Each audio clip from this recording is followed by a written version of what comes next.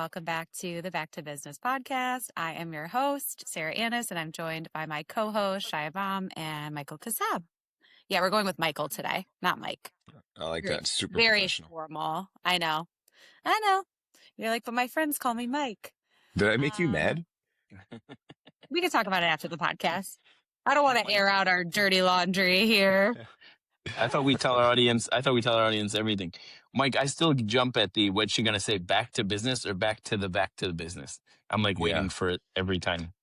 So I went back and listened to them all. She never said back to the Back to Business podcast. Really? So it's a recent thing since we screwed it up.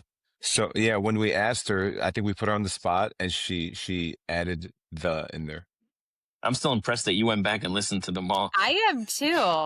Well, we had to get our views up, so there's only one way to do that. Natasha, can you confirm that our views are all up? Hold on. On all the archives. Is Mike the Real Joe cool? I have. Shaya and I were going through comments. The Real Joe Cool has been very supportive of me specifically. Specifically, Mike. I get nothing. Sarah, you get nothing. Nothing. But Mike, he wants to pilot your plane. Real Joe Cool. Real Joe Cool, don't be nervous. Just, show yourself. Be brave. Tell us who you are. Because, we want to send you something for being a dedicated listener and subscriber. So you got to respond to our message. Or Sarah, we just want some love. We haven't gotten any love. Or just share the love so we can take the heat off of Mike. We don't care who you are as long as you give us some love too. I'm gonna have to make my own real someone cool. I don't know who the alias will be, but it'll be me just complimenting me. It did start off. Oh no, it didn't start off bad. It was all good. He never said the moron comment. He said he's not a moron. Yeah, he's been very supportive. It's for sure, Mike. Could be Lori. I have cause she's a very dedicated listener. Okay. I think that she would give me some love though, but yeah, she would maybe give you to love. Throw us off. I don't know. No, I think Lori would only talk about you, Sarah. Shout out Lori. All right, guys. So any cool stuff to talk about this week? Shaya, I know you've been gone traveling the world per usual. I am in Jerusalem again. In fact, young Michael was supposed to go with me to Jerusalem in a week and a half from now, but managed to get out of it again, which he usually does. At this point, I don't even count on him coming with me. But no, acts of God do not count as getting out of it. The force majeure clause in your contract. But no, I've been here and it's such a wake up call, honestly. Wherever you are, I mean, I wasn't just in Israel. I was in Egypt and Jordan also. And it's just everything you see online. It's just not true. It's crazy how literally 99% of what you see is just not even based on a true story. It's really amazing. Mike, did you travel at all this week? No. We had a lot of like health. I don't want to call them health scares, but a lot of maintenance these past couple of weeks between my kids, my wife. But we're almost in the clear. So we're like 90% of the way there. So everything's looking good. Tests look good. So, that's why I couldn't join Shaya this time around, but, I had to be there for the family. Inshallah. We respect that. Mike, actually, I want to talk about something because last week we talked about the trucking when it comes to business. And I didn't talk to you about this before, but we've been getting a lot of companies in distress in the healthcare space. I know you're not directly healthcare, but maybe you can explain to some of the listeners some of the challenges in your business. Obviously, you know that business a lot better than I'll ever know it, but from what I've seen, a lot of companies are coming to us now where they grow really quickly. Their cash needs outpace the inflow. So, for example, they're invoicing as they scale, but they have to pay their employees prior to, and they don't have bank financing. So they just run out of runway and then they end up in that cycle of violence. We talked about the merchant cash advance last week, but they get into that cycle of violence they can't get out. And I'm curious to know, like, what advice would you have for people in that space? This is your expertise.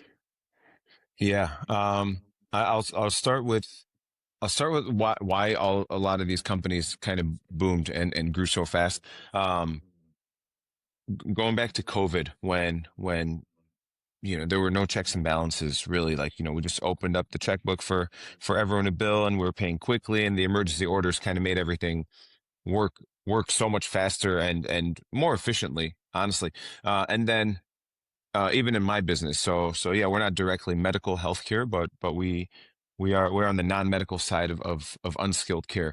And what happens is these insurance plans that we were used to with paying us within 7 days, then started paying us within 14 days, or, after 14 days of billing, and then after 21 days, and now we're at 45 days after billing. So you've kind of created a culture of how things must be done, right? And you've built up these businesses, and I'm sure these businesses that you're dealing with are super successful, high revenue type of businesses. Yeah. But one word of advice that I do have, I mean, as the business owner, your lifestyle does change as your income grows, and it becomes the new status quo. Um, and it's hard to tell someone to scale back, but anyone who's getting into it now, just kind of, don't jump the gun. Don't go and make big purchases right now. Your business is your big purchase, until you can get to the point where you have at least a couple of months worth of reserves. So that's all I've got. I can attest to just the COVID situation, and leading into now where we were getting paid super fast and getting approvals with no issues, to now getting paid slowly and approvals taking forever. So it just has to do with funding, and a lot of the money comes from Medicare and Medicaid. So you're kind of dependent on the government to be efficient, and I think we all know that historically it's not very So efficient at all. it's interesting. So it's similar to trucking, like we talked about last week, in the sense of your payables come due much sooner than you collect your receivables. And I think that's like the biggest thing. To your point about people, the lifestyle change, we see that a lot also. People come to us, they're in like cash advance paying, 3,000% effective interest, but they're driving Range Rovers and living in these huge houses. And it's like, okay, well, how'd you end up there? Because we had some good period of time, but then they're not prepared for the downtime. But I think the other thing is, really, before you grow, again, correct me if I'm wrong, but it's very similar to trucking, where before you grow, you better make sure you have the cash to get there. Meaning, if I take on a big account now, or we take on a big account with our trucking company, right? We know we have to pay our drivers on Friday. We have to pay our fuel, our insurance, right? Everything comes due prior to us getting paid by our customer. So I think one of the biggest challenges company have is they don't project when am I going to have to pay my bills versus when am I going to collect my receivables. Obviously, Yeah. if you have a bank line or you have a line of credit or something like that, it makes it easier. But traditionally, banks are hard to get money from, and a lot of companies don't have that. So we're seeing a huge amount of companies now in your space, similar to your space, maybe skilled nursing or, home health care, all different types of healthcare companies, nursing homes also, where the receivables are getting stretched out, where a lot of them are coming to us for help. It's like the last, I would say, 3-4 months has been just a huge jump in submissions from that space. That's very interesting. Yeah. That was like one of the more secure businesses. So seeing that they're having a hard time kind of shows you what direction we're heading in. Well, it's interesting because the businesses themselves are actually performing very well. It's the cash. So like they're operationally very profitable, like on an accrual basis. It's as you grow, you don't have the cash to get there because of the timing. So I think the business is strong. The cash needs, and banks are also, pulling lines of credit. You have a technical default or, something that you don't even know that you triggered. And now you're stuck where you have to pay your employees before you get paid.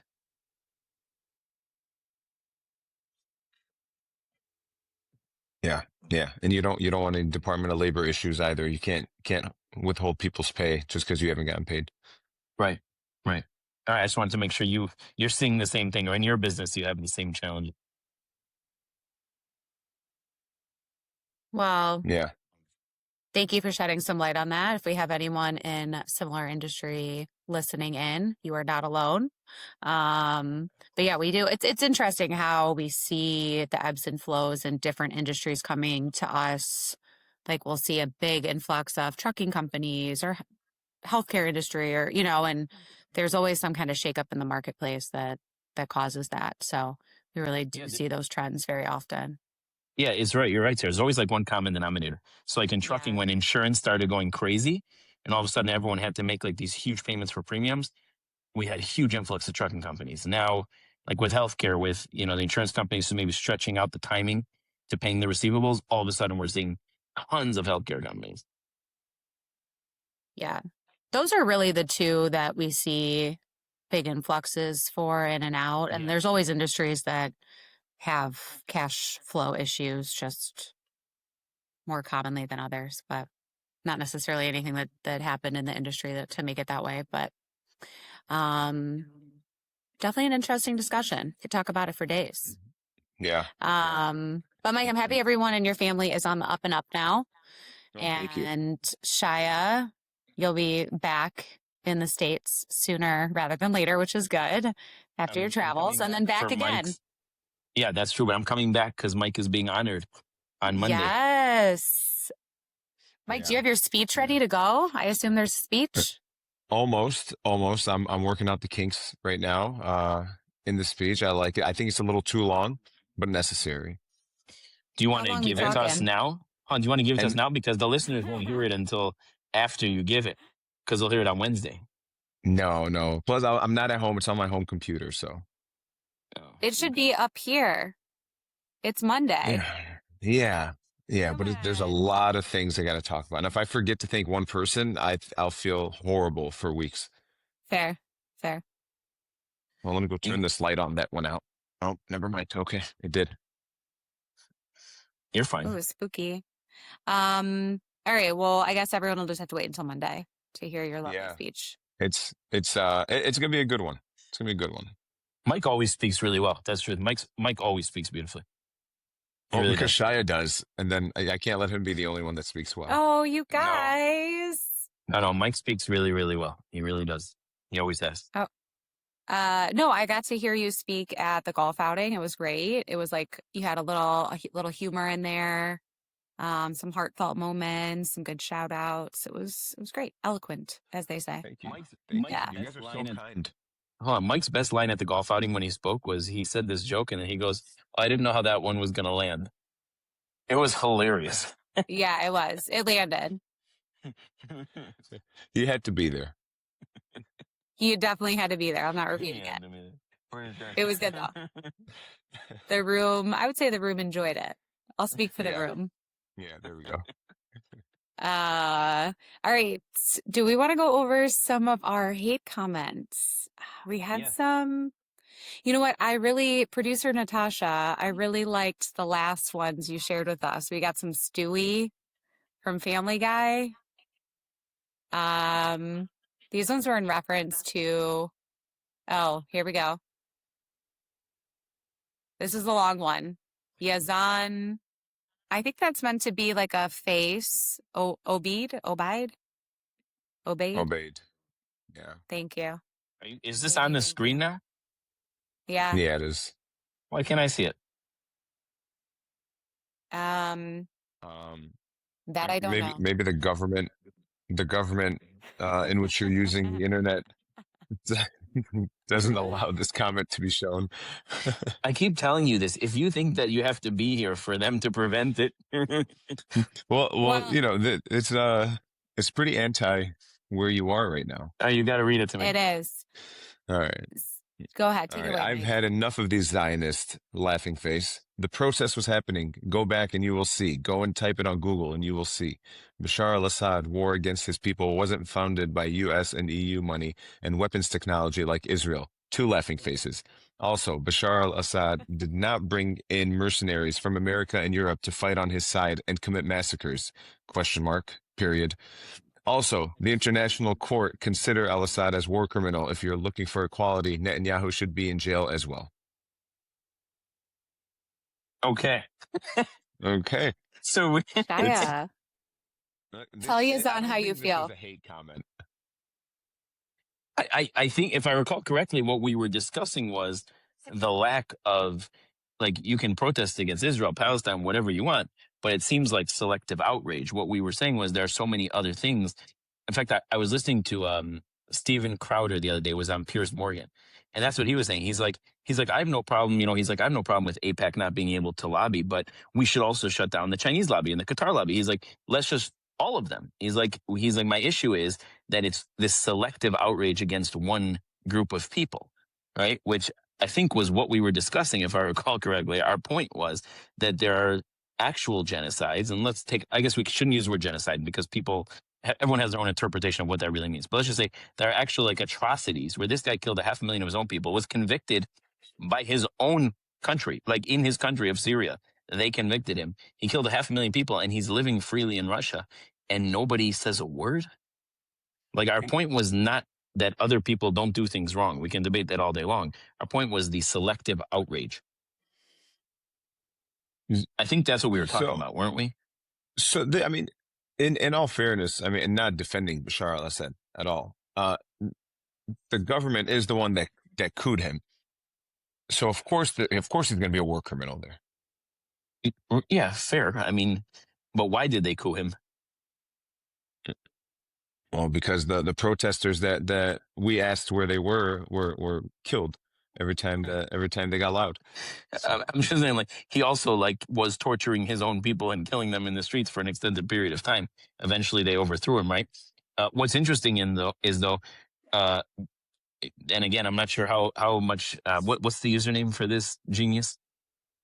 I think Yazan. Yazan. So Yazan, special one. One of the biggest defenders of Assad in Syria against his own people was, wait for it, Hezbollah. And who funds Hezbollah? Iran. Yeah. Mm-hmm. So Yazad or Yazim or whatever your name is. What happened with Bashar al-Assad was he did bring in mercenaries. The mercenaries were Hezbollah, and he was so bad to his own people that eventually they overthrew him. And didn't Russians go and support Bashar al-Assad? Yeah, Russians had a base there. There was a Russian base there too.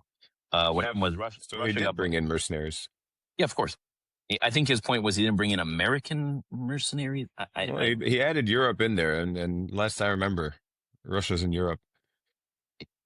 Yeah, so it's interesting. So he's also living in Russia now, in a palace. So, all right, Yazan, interesting take there. So, what other comments we got? Because I can't see them. Yeah, let's see. Oh, Shaya, yesterday we were on FaceTime, Shaya and I. Well, we were on a call, and I did a FaceTime with a screen share because Shaya doesn't have TikTok. And I showed him the Stewie comment, the one that says, Shaya, from Fanfo. Fanfo spammed our comments. He said, everyone has the right to be stupid. It's just some people abuse the privilege. It sounds like that comment. Wisdom has been chasing you. You've just managed to outrun it your whole life. I love that. What was that in, what was his comment about? Which thing? Which topic? About socialism. Which way was he going, though? Was he for socialism or against it? It sounds like he's against our take. There's some people that just they can't grasp that capitalism is the greatest ideology or type of government that exists. But people really want socialism these days. But hold on, are you sure that's what he meant, Mike? Or did he mean the stupid is for the people who are supporting it? No, because I remember Fanfo's other comments were he had one that was like a map of states that contribute more to the system, and then those that take more from the system, and it was like red states take more welfare and then the blue states are paying more into it. So just based off of that comment, I think he's pro socialism. He's showing that more taxing is better for. So can we request from Fanfo to please clarify so we're sure if you're pro socialism or pro capitalism? I trust Mike's dial back of the situation. I always trust Mike, but I think we give the guy a fair shot to explain based on the random pictures he was posting. Another one from Fanfo: how to spot a liar in 7 seconds or less. Oh my! What was that about? Same thing. Socialism? Yeah. So we know where he falls. Okay. Sure. Fanfo. Thanks for communism, buddy. You know, I like Warehouse Cats' comment. What was Warehouse Here Cats? and I think we can like build off of this maybe in another episode. So y'all got a braid on yourselves because you label everything socialism. Thus, you are creating socialists when they still support capitalism. Someone who believes in healthcare and education, socialist. Someone who thinks that billionaires should pay a far higher tax rate, socialist. You know, I think this is something good to talk about in a future episode because he's right. And even on the right side, everything that's on the liberal side, we say that this is socialism. So and then on the far right side they call it fascism. So maybe we do make an episode where we kind of try to bridge the gap there. It's an interesting point because people use the terms without fully understanding. Like, let's be honest, we're not fully capitalist, right? Like, people make more money, pay more taxes. Like, right, 10% of people pay 90% of tax or whatever, some ridiculous number like that.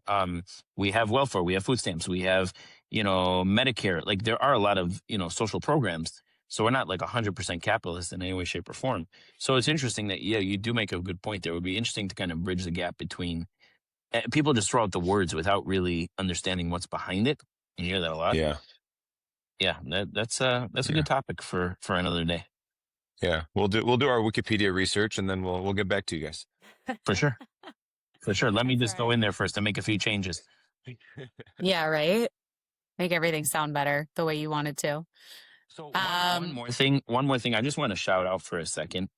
These cigars are fantastic. Mike did not like them, and I love them. And let me tell you something. I gave them to the owner of the cigar shop where I'm sitting here, and he loves them. These are the Tent of Two Brothers ones from the golf outing. Tent of Two Brothers cigars. Yeah. It's my new favorite cigar. So Shaya is a way more experienced smoker than I am. So he likes that the thickness and the more flavored cigars. Yeah. I'm more of a light cigar guy. I like some airflow in there. These are light. You just have to work your way up, and then you'll love them. But you're like beginner level. He just said they're light. So imagine like what level I'm on. No, but this is like Super this would be beginner. like there's like light, mild, medium. Like this is light. This is like probably one of the lightest cigars I've ever like. They're really light. Yeah, but on your scale. No, even for someone, I'm telling you, maybe you just had. I'm like, we're gonna try another one. Let's try one. Let's try it again. Well, question: how many vodka cranberries had you had in relation to cigars you smoked? Maybe you needed a few more cranberry vodkas, and then they would have tasted a little lighter. Right. I don't know. You're right. So, Mike, right. For the event that you're being on, where you're being on a Monday, they ordered cigars like these, and this was the lightest one, and then they ordered 3 more levels. Okay. So there's going to be a big selection there. Please tell me Mike's face is on the wrap. What? Iconic. Okay. Oh my God! So I can't even talk bad about them anymore. Best cigar ever. Oh, yeah. What's the actual type of cigar? Because it's like white labeled for us, but do you know the actual? I'm not sure, but they do a great job. We got to ask Doris made them. But great company, great job, great price, great service.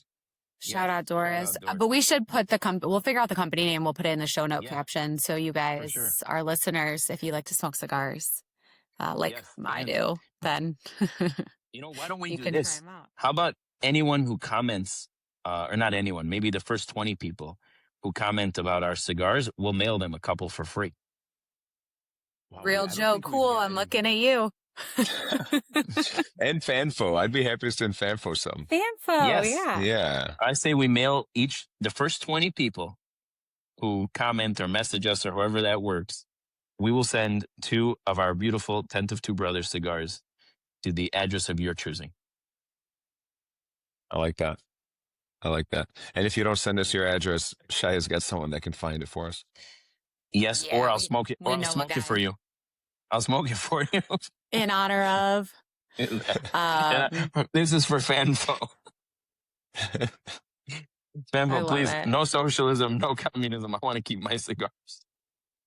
All right, let's announce our winner really quick for this week, and then we'll hop into our topic. Our next topic.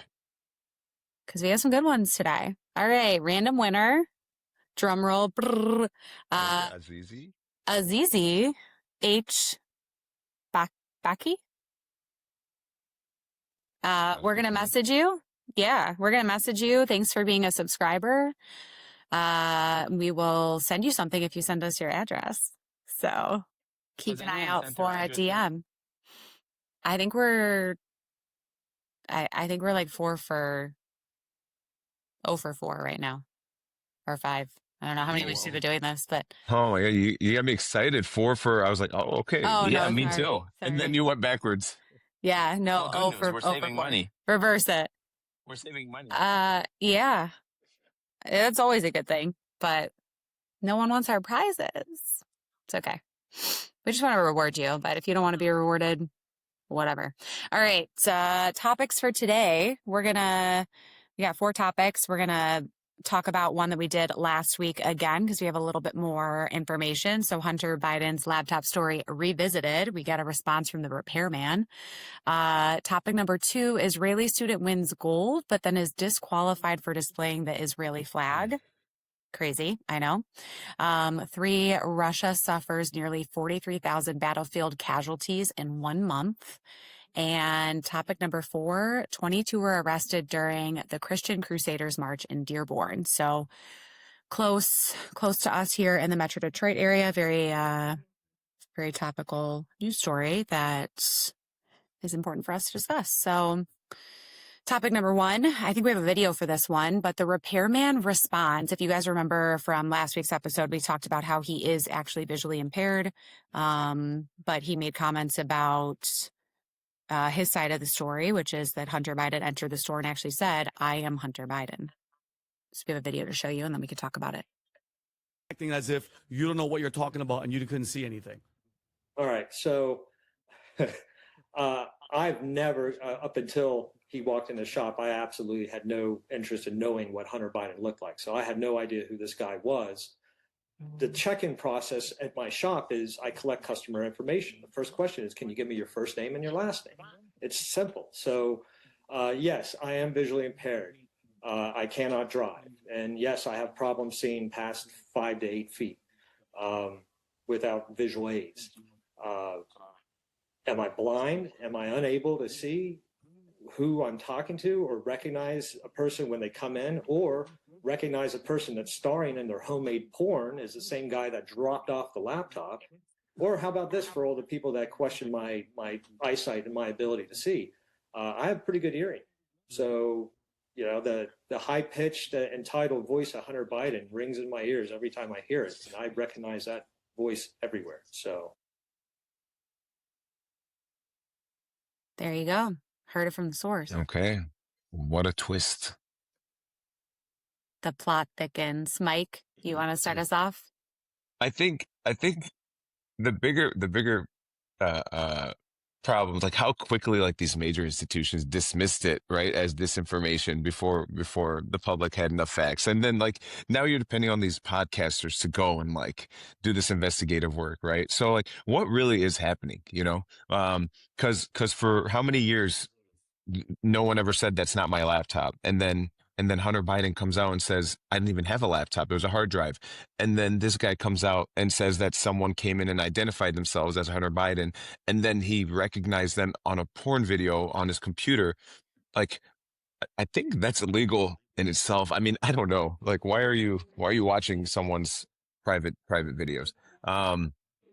There's so much to this, and this is just a mess. I don't want to hear about it anymore. And like, what is Hunter Biden contributing to mankind? I don't know. Besides clickbait. I maintain that why do we care? Like, why is he on a talk show? Also, are we calling Tucker Carlson conservative? Still? I mean, That's he a good still question. is. That's a good question. Yeah. I think he says he's not, right? He's not, you know, on the other side. He's not progressive. Maybe like a moderate? Maybe. I don't know. I don't know. I don't know what to call Tucker him. Carlson, let us know. How do you identify?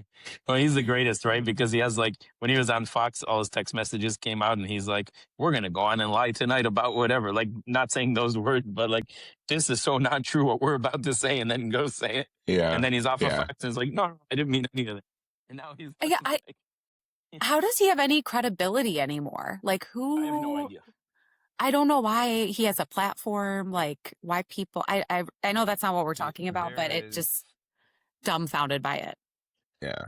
Yeah. There's a group of people that'll follow someone that was establishment and then becomes anti-establishment, right? Like you're waiting for something to come out, but Yeah. I don't think there's more to. I think everything that you need to know is out there about him. You know, how many more bombshell reports can there be? Yeah.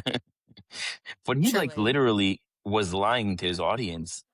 Like the messages, he literally was saying the exact opposite of what he was texting his producers. Like, I mean, he was supposed to follow that script, right? I mean, he was the host, but at some point, like, do you lose all credibility when you're saying, "Hey, what I'm about to tell everyone is completely not true"? Yeah. Well, that's what I'm saying. And I used to that's a show I used to enjoy listening to him. So I'm bummed. But on the Hunter Biden thing, I think the whole thing is great.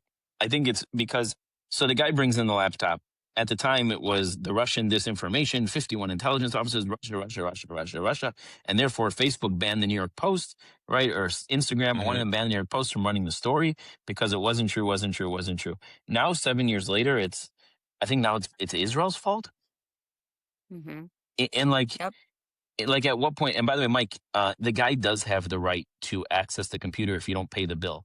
So most of these stores will have a thing they have a thing that if you don't pay your bill by X, it becomes the property of the store. So you technically would own the laptop, assuming that his contract is like most of the repair shops. You need to pay your bill by X and then it becomes their property. So he has a right to everything on it. If his contract reads like that. Yeah. Including the porn. Yeah, everything. So generally speaking, if you drop off anything and you don't pay your bill, they have a right to, they put in their contract, they have a right to possess it, sell it, whatever. I'm assuming he had that. I don't know for sure, but I'm assuming he did. But it's just interesting to me how like, it's like at the time, the big thing was Russia, because Trump with the whole Russia, BS. And then now it's like, that's not in style anymore. So we switched it to Israel. Like what's going to be in 5 years from now? Who are we going to blame? Yeah, I think like Indonesia hasn't been blamed for much. They're on deck. I was thinking New Zealand. Oh, New Zealand's good too. Yeah. Yeah. No one blames New Zealand for anything. Except having, what do they have? I think they have more sheep than people. So like if the sheep wanted to revolt. Why do you know that? They have the numbers. It's just a random fact. I don't know if it's sheep. Check you on that one. Yeah, look that one up, Sarah. You know what? I don't even want to know if he's right or wrong because he said it with so much confidence. Maybe it's like ostriches. They do. So they have 23.6 million sheep and 5.3 million humans. You guys, I can't take on 5 sheep myself. That's like a 4.5 to 1 ratio. I mean, that's crazy. Mike, why do you know that? You'd be surprised. That autism. Is so random. Yeah, it's the autism. Okay. I knew you were on the spectrum, but now I'm starting to get worried. Yeah. All right, we'll throw this in there. The peak year was 1982. They had over 70 million sheep compared to 3.2 million people. What happened to all the sheep? We had to genocide them. What do you mean? What happened to them? That's a real genocide. 70 million. They stopped multiplying. It's like Gaza increased their population during the so-called genocide. The sheep, on the other hand, dropped by 50 million sheep. That's why you got to be a wolf in this world, Shaya. Seriously. No one talks about the sheep of Wall Street. Exactly. Oh my gosh. Great fun fact. I can't wait to pull that out. Yeah. Before you go to the next topic, I have one more thing. Why didn't Mike comment on my drink? And, I've been thinking about it. Every time you held it in front of the camera and you swirled it around, I'm like, is he Yeah. drinking? I was It's just apple juice. Now that I think, no. Can you call one of the workers over? I'm very curious. I can. You want me to tell him to come up here right now? Yeah. Special guest time. Okay, hold on one second. Let me text him. He's downstairs. I'm gonna have him get me another one. Oh my gosh. I'll take All right. another glass of your best apple juice, sir. I need you for a second. He's just taking tiny little sips, so it looks like it's painful. Come on, camera. Hold on, you're in my AirPods, so I'm gonna repeat the question. Okay. Hello. Okay, so they want to know what I was drinking in this glass. Did you hear him? No, what did he say? Disaronno. Oh, okay. Okay. Yeah, well, you owe me a drink. You owe me a drink on Monday when you come back. Hey, can I get another one? Thank you so much. My God, Wait. who is this guy? Isn't that? It's not like a whiskey or bourbon. It's like a liqueur. It's like a sweet. It's like a sweet version. It's like the closest I get to actually drinking. Although, let me tell you another quick story. Quick story. Mike and I were in Madison Square Garden because Mike has, row 1 tickets on the floor in Madison Square Garden. And every now and then I get so lucky and I get invited. So we're sitting, and Mike has a rule. He only sits there, if his feet are touching wood, otherwise he won't go, that whole thing. So we go into the private club where it's like only like the celebrity row, obviously. So we go to this private club where Mike insists on ordering this kosher sandwich. And I go You and didn't I have get to order it. They're just there. Yeah. So, Mike with the halal or whatever, so he eats the kosher sandwich. And I go and I get 2 vodka cranberries, one for him and one for me. And I hand one to him. And no reaction whatsoever, sir. Zero. Zero. I thought he was just holding my other one until I finished the time with. Cheers. He's just being a really good friend. Cheers, guys. Yes, and he didn't say a word about it. All right. Back to your topic. Sorry about that, sir. Well, he's shocked. He's shocked today by your drink. So does that make up for the lack of surprise? There was no reaction again until I brought it up.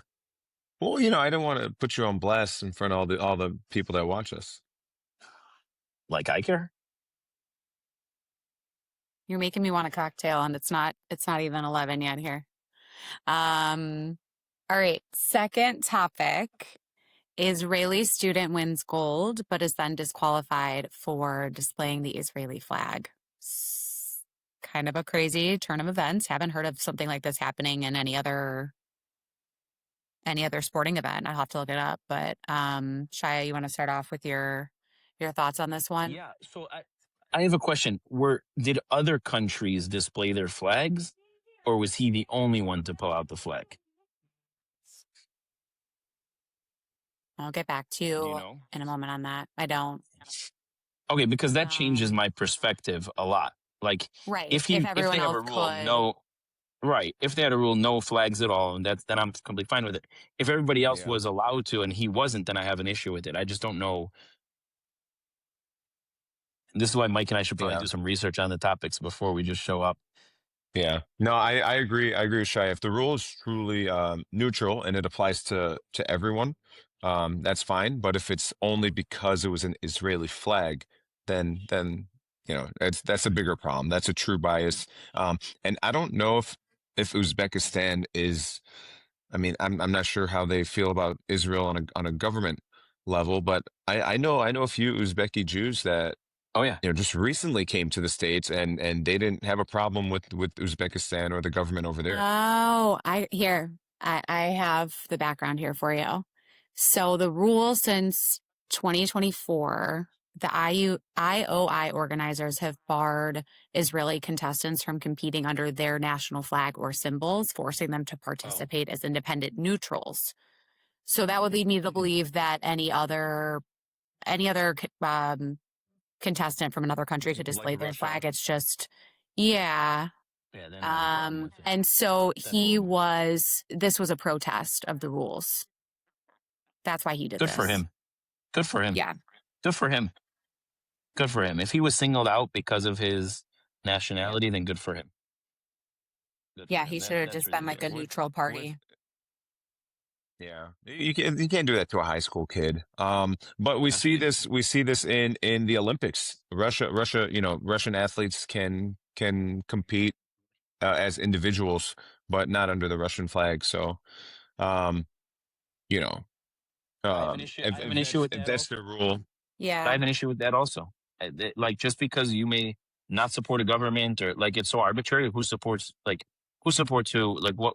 How do we like who's making that decision? That's ridiculous. If someone's an yeah, athlete, they're involved in politics. Many of them don't even support their own governments. Like you don't know their position.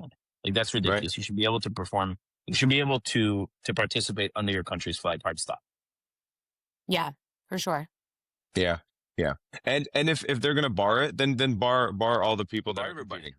Yeah, yeah. Don't even let them come in as individuals, and then you avoid this entirely. Do they with the IOI lose credibility? Absolutely, but what's the point of being the international whatever Olympics? I don't know what the IOI stands for, but I'm sure it's international something. Olympiad and informatics. Yeah, what's the point of being called that if you're not letting international countries compete? It's not, the I isn't Yeah. for individual. Yeah, you're so right. It should just be OI, or Yeah. let's let anybody from any country represent their country. It's similar to what we talked about earlier. It's the double standard, right? It's like, Yeah. okay, you have an issue with a lot, like you could list a lot of countries that a lot of people have issues with. Why is there one that seems to be singled out constantly? It's a high school kid. Are you kidding me? Let him wear his flag. Like if Yeah. everyone else can, why can't he? Yeah. Yeah. And how incredible that he's Israeli and he won, kind of like a stick it to the man kind of thing. Like, oh, I had to Can you be a imagine? neutral party here. So good for him. Would they But had he pulled out a Star of David, necklace or anything like that, would they bar that too? Because just technically, I mean, it's on the flag, right? But it also represents his religion. So Yeah, that's just I think, yeah, that's a I think great it's debate. anti-Jewish. I think it's definitely an anti-Jewish, not anti-Israel thing, yeah, I agree. which is worse. Which is worse. I agree. Yeah. Yeah. So super upsetting that that's where we're at in 2026. But, and he's got to be an incredibly bright young kid. So kudos to him for winning and then getting stripped of his official ranking. But, it leads people to talk about it. So hopefully they change their rules. But I would boycott if I was Jewish or Israeli. I feel like I would boycott those competitions. Yeah. And clearly they're a threat to everybody else because he won. I don't know that boycotting's the answer though. I think what he did is the right way of doing it. Go in there and win, and then say, you know what, you can keep the medal. Everyone knows who won. Yeah. Yeah. Yeah. He's going to get the respect and the love where it matters, which is back home. Yeah, he's going to be well respected for what he did. And right here, you have the love from us. Yeah, shout out to 18-year-old kid, man. Good for you, really. Good for you. When I was 18, I'm not sure I would have stepped up. Good for him, really. That says something about him and his family, his parents, grandparents. Really, he raised a strong child. Good kid. Making everyone proud. All right, topic number 3, Russia. Russia suffers nearly 43,000 battlefield casualties in 1 month. So this was in July, making it one of the bloodiest months for Russian forces since the war began. Mike, you want to start us off with this one? Yeah, I didn't even know that they had 43,000 bodies to lose. This is, and this is like the craziest war to me. I remember when it started, I was like, oh, this is going to last a couple of months. And now we are into the 5th year. And I'm not really sure. I guess like Russia can absorb losses better than a lot of European countries can, but how much longer can this go on for? Admittedly, I haven't been following the war as much as I should, but 43,000 in 1 month is just crazy. I don't think I've ever heard 43,000 casualties in a month, especially in like modern warfare. So, I'll definitely have to do my research more on that, but it doesn't. with Ukraine getting all this money from our government and having all of the means to attack Russia, it just seems like if you can take out 43,000, then you can do enough to stop this war. But it seems like they're just extending it, and I'm not a big war guy, so I hate war. But can Russia keep losing this many people, and when will it end? So, yeah, so first of all, they've been emptying their prisons, sending them to the front lines. North Korea has been sending tons of people to fight for Russia. What's crazy about this is, to your point, you don't know much about it. I don't hear much about it. And again, I'm going to go back to, why are there not people marching down? Yeah. If 43,000 in 1 month, and this has been going on for 5 years, you're talking about millions of people having been killed. Millions. Where is the outrage? Where's the outrage? Yeah. Sarah, can we get an official number of casualties in that war? Between Ukraine and Russia. But while she's looking that up, Mike, to me, aside from the selective outrage issue, the bottom line is, looking at this from a negotiator's perspective, right? There's only one way this war ends. One way. And that is that Russia ends up with some of Ukrainian territory. Whether that's right or wrong, that's the only way this ends. And Ukraine is saying, well, why are we giving them anything, right? And for better or worse, this is going to go on until somehow some piece of land, so Putin could get his, hey, we won, and Ukraine can walk away from this. Because other than that, he'll never lose to his people. Yeah. But again, the selective outrage is just mind blowing. Like, I want to see, like, what's that, fanboy or whatever, all the comments, like fanfo. Where's the outrage? Where's the outrage? And by the way, Ukraine's gotten like hundreds of billions of dollars at this point, more than any other country ever. Yeah, this. I mean, it was a hot topic, right, for a while until it wasn't, and then we moved on to the next thing. So because even when it was a hot topic, was there protests? I didn't see any protests marching down the street with Ukrainian flags. Did you? I think we did actually have in Michigan. We have an area called like Ukrainian Village, and I'm pretty sure that there was some protests, not large, but they were there. Yeah, you see a lot of Ukrainian flags on people back of their bumpers, on their bumpers. But you see my point. It happened in Ukrainian Village. It didn't happen in Times Square. Yes, I understand people from Ukraine are going to protest, right? But we have, for like the Palestine protests, you have a bunch of people who have never freaking been there. They know nothing about it. I did get a number for you guys. So, and I made sure not to go to Wikipedia. 2 million total casualties, which has now likely surpassed the Battle of Stalingrad, which was previously considered to be the bloodiest conflict in history. So that's pretty crazy. And we got crickets. Yeah. Crazy. Absolutely crazy. Ridiculous. The double standard is ridiculous, but somehow there has to be a solution. And unfortunately, I think it's going to involve, for it to be done, and forget whether it's right or wrong, because I know the comments are going to kill me for this, but Putin somehow has to save face, and in order for him to stop. So somehow they have to come up with some piece of something that no one cares about anyway. And so he can save face to his people to end this war. I don't know. I don't think you can bury the meth forever. Eventually it's going to catch up to him. His people are gonna no, but nothing will change. He's still gonna be the president. And yeah, then he went with like 99.8% of the vote, and the guy running against him died in the gulag. Yeah. But no, we don't protest against that either. All right. Ridiculous. Yeah. Last topic for the day. Mike, I know this is one that was high on your list of things to discuss. 22 arrested during Christian Crusader March in Dearborn, which is like a southwest suburb of Detroit. You want to start us off with this? Yeah. I'm not familiar with the arrest or the reasons. I did reach out to a police officer buddy of mine in Dearborn to try to, kind of get an understanding, but I haven't heard back yet. But I think they were prepared enough for what was coming. and they knew how much scrutiny they would be under if they made one false arrest. So, first of all, let's be thankful that it didn't turn out as big as the internet made it seem.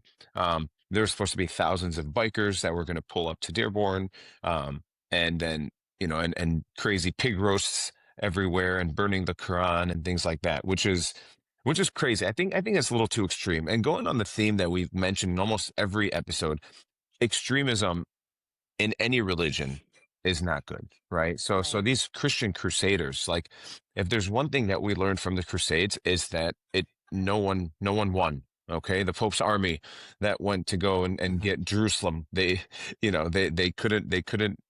couldn't take it. Maybe they were there for a while, but they couldn't hold on to it. Thus, extremism has no place in in my eyes in the world, but also it riles up a lot of people. Um, and those 22 that were arrested, I would assume it's because they maybe antagonized someone enough to where a fight broke out, or I don't even want to say that they said something crazy, because freedom of speech. But I'm very curious what those arrests were for. Um, but 22 out of how many people were there, I think that's a win. I would say that that's probably 1%, less than 1% of who was there. And the people that went there weren't there to spread love and peace and happiness. They were there to cause problems. So the fact that it was under control like that, and only 22 were arrested, is a good thing. Yeah, so I don't know much about the arrest either, but I want to take a step back and talk about the people who were there, Jake Lang, what happened. So, look, I think there is a genuine fear in America today about Sharia law, Muslims turning America into what's going on in Britain, in the UK, in France, and many other countries in Europe. I do think there is a genuine fear of that, and we can argue about whether that's a legitimate fear, whether it's not legitimate. That's a separate conversation. But I guess my question is, how does showing up like this benefit the people who really believe that that is an issue? Like, you want to talk about Yeah. passing laws or voting for candidates who are opposed to, illegal immigration or Sharia law or mosques, blasting out the call to prayer. Okay, you can do that to support your position on that issue. But showing up, burning a Quran, roasting it, yeah, it's your right to do so. But that doesn't mean it's like you may have a right to do so, but it doesn't mean it's effective. And I guess my biggest thing here is like, what's the upside? What's the upside? If you're very opposed to them, which I completely understand that people are, and I understand why they're worried, because they're growing, the Muslim population is growing. And for a lot of people, that's a major concern, right? And I completely understand why people are worried about it. But showing up like this, I don't see that being how you win on this issue. Yeah. Yeah. It goes against, your goals. It empowers the other side. Um, yeah, I don't see the benefit at all. I'm all for free speech and boycotting and protesting for things that you believe in, but like, Yeah, I mean, I look, just they don't have a see the right to upside. do it. Yeah, they have a right to do it. Go for it. I just like, if I'm having to choose sides, I'm looking at it, I'm like, both sides seem crazy to me. Like they just there's extremism never wins. And again, there are a lot of legitimate concerns, very legitimate concerns with the spread of Islam and the effect that it has on, women's rights and gay rights and all these other issues. I see that. But I just don't think this is the answer to that. Yeah. Personally, I don't have a fear of Sharia law taking over in Michigan or the United States. I think that it's a fear tactic to make people think that that's going to happen.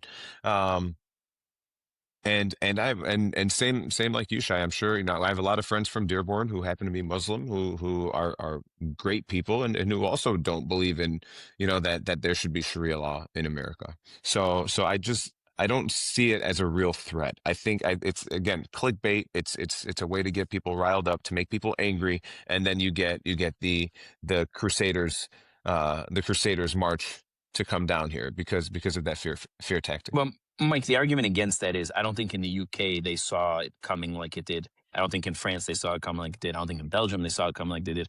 And Europe, the trends are heavily against the old European way of life, right? So for the people who are concerned, again, I have an issue with the tactics, but I don't have an issue with the concern, right? The concern is, okay, we're looking at this happening in all these other places. Should we be worried here, right? And for people who are worried here, okay, how do you deal with the issue? I just don't think this is the right way to deal with it. I don't think any of those countries, if you look back 15 years, would say, hey, we're going to have this percentage of Muslims in such a short period of time, and it's starting to affect a lot of their citizens' way of life.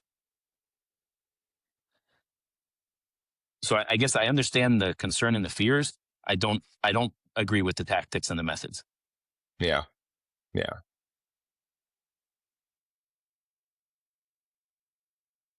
Well, Sarah. that's yes. Sarah. I'm just waiting. I'm waiting for you guys to finish your back and forth. But I think that's all the time we have for today. All righty. Yeah. This was nice, guys. And if everyone noticed, I have a new background today because they're doing internet work at my house. So Classic. Actually, Mike, They now that I knew- think about it, not next week's podcast, but the one after, I'm going to do it again. Maybe I'll bring on someone in the group who's going with us. In fact, maybe I'll bring on someone who's sitting in your seat. I like that. Whoa. I like that. Let's do it. Yeah. That would be You cool. could have, what's it Special like? guest. Is it comfortable? Yeah, you know? Yeah. Maybe we'll put a little, reserve for Mike, but you can sit here anyway. Yeah. I'm going to run with Oh my this. gosh. Mike, it's okay. Stay strong. Don't let him make you feel bad. I won't let him bully me. Yeah. He has a don't let him Chaldean bully you. mother. He can't feel guiltier than he already does. There's no way. Oh my gosh. I cannot win. There's no way to make the man feel guiltier than he does. Quick shout out to producer Natasha. Natasha. All right, guys. guys. Until next time, have a good week. Take care. And Shaya, safe travels and Shabbat Shalom. Shabbat Shalom, Michael. Inshallah. All right, see you guys. Bye, guys.